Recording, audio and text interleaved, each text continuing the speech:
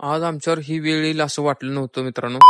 तर जय शिवराय भावांनो, स्वागत आहे तुमचं नवीन ब्लॉग मध्ये. तुम्ही म्हणसाल लोगो कशाला दाखवला. विषय असा आहे की आज आपल्या मंडळातर्फे पूर्ण गावाबरोबर प्रसाद वाटप करायचं.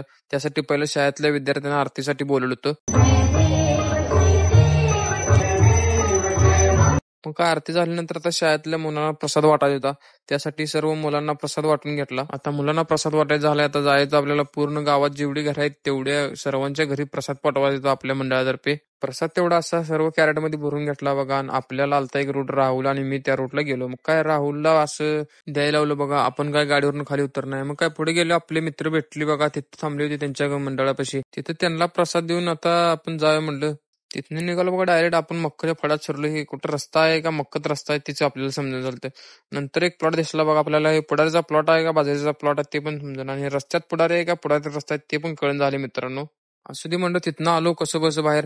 तोपर्यंत दोघेच भाऊ आपल्या मागं लागलेत. राहुलनं लगेच भिवून काठी घेतला बघा, कुठं चावी कुत्र म्हणून. आता थोडीच घर राहिली तेव्हा प्रसाद वाटायची. तिथे प्रसाद वाटून घेतली. राहुलला मध्ये जाता जाता मुग्याचा प्लॉट दिसला. मुग्याच्या शेंगा तोडून घेतला तिथनं. असू दे म्हणलं खा. ना आलो डायरेक्ट गावात आपल्या मंडळापाशी. जाता जाता लाईक आणि फॉलो तेवढं करा की.